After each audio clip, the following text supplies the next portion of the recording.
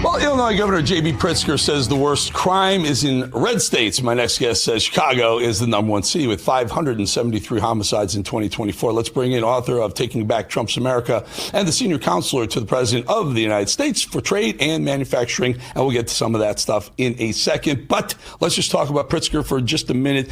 In the briefing in that room, the Oval Office, a couple of minutes ago, when asked, Trump said, and I'm quoting here, regarding Chicago, we're going in. We haven't said when, but we're going in. And I think that's the first time I heard him actually say we are definitely going in.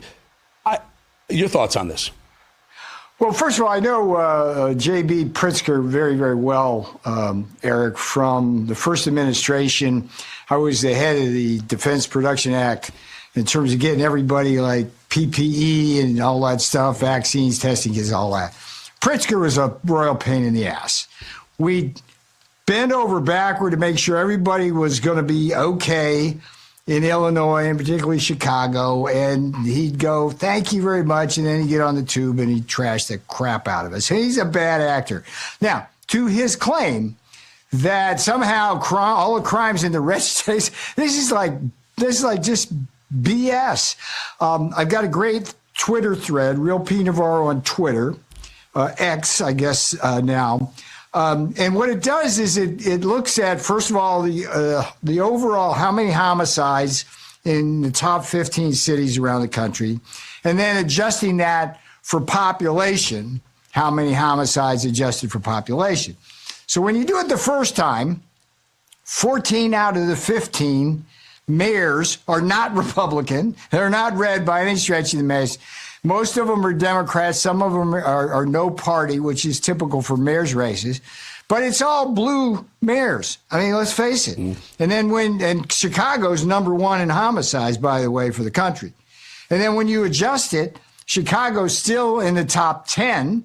And again, 14 out of the 15 are blue, not red. So when Pritzker says that, he's like an idiot. I mean, it's just misdirection. So I've got really good statistics in there. I'm surprised it had to be me that put them out there. I haven't seen anybody do a good job or a better job of that. It's all there for everybody to see. The guy is a bad governor and has no business being president, which is what his aspiration is. But he'd be a nobody, Eric, if he didn't have the Pritzker fortune behind him. I'll be honest. Yeah, with you. I think it's a Hyatt hotel of partial owner of that group. I think the Pritzker family owns some of that as well. Yeah, those guys are billionaires. They're all loaded.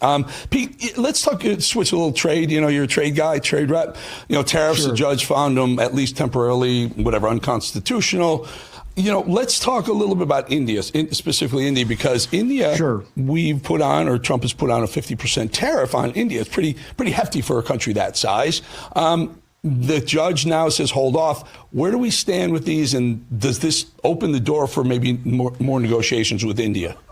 Well, let's talk about the case first. It wasn't a judge. What it was, Eric, was an appeals court. And there were 7 judges in the majority. Mm-hmm. Again, there's numbers involved here. 6 out of the 7 judges, Democrats. The 12 states that intervened against the Trump tariffs were all blue states with blue state governors. And then the 5 importers, mostly a Chinese crap. If you trace the money, at least some of their money appears to come from the Koch brothers, the Koch network. So, hey, this was like a typical weaponized injustice effort that we see in the courts, whether it's on trade, whether it's on border security, everything in between.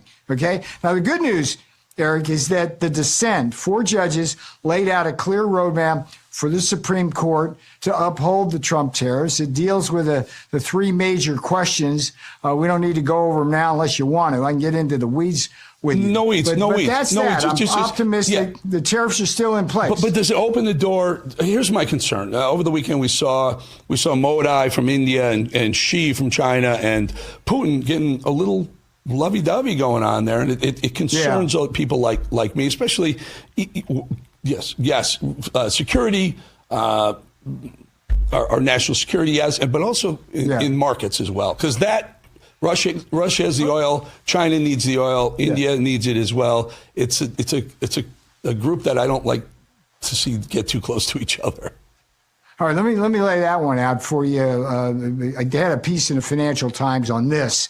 India doesn't need the oil, full stop, Eric. They didn't buy they bought virtually no Russian oil before February of 2022 when Russia invaded Ukraine. They bought virtually no Russian oil. After that, Russian refiners came into India, got in bed with the big oil refiners in India. Putin says, we'll give you this crude at a discount because he needed to sell the stuff. They refine it. Then they make a bundle selling it to Africa, Asia, and Europe.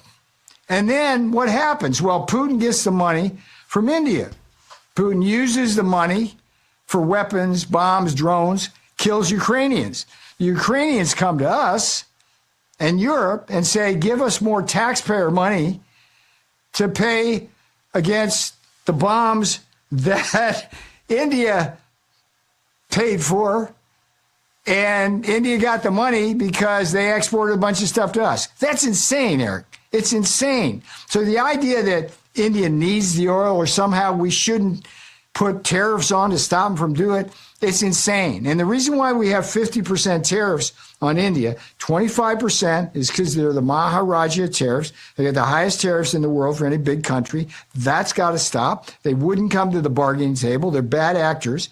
The other 25% is because they're buying Russian oil, which is being used to kill Ukrainians and put a heavier burden on American taxpayers. So, yeah, it's like when Modi goes and shakes the hand of China, that's insane. I mean, look, China has been their biggest existential threat. China is the one that provided the nuclear weapons to Pakistan, has traditionally backed Pakistan. China is the one that's invaded India several times, taken territory from them. I don't know what Modi's thinking. So this was not a good look for Modi as the head of the largest democracy getting into bed with those You've called India nothing but a laundromat. I assume you mean money. Laundromat. Money laundering, yeah, this is it launders Russian oil money. Isn't the biggest laundromat for Russian money Ukraine?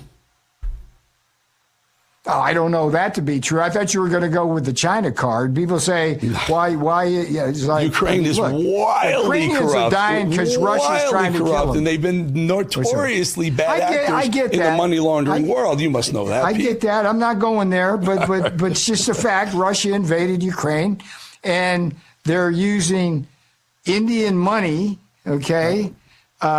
basically to keep killing Ukrainians, and they come to us for money. Ukrainians come to us for money and say, hey, help us defend against Russia. Well, we'd have to give them a lot less money if India didn't do that. So that's what that's about. All right. Well, all right, we're going to leave that. I really appreciate your time, Pete. Always love having you on. Always see you. Come back more often. We love having you on. And the chat's lighting up. They love you. Great guy, Pete Navarro. Great guy. All up and down the chat here. I watch it. The Bolling posse. Okay, brother. The Navarro posse watching the Bolling show. Pete, thank you so much.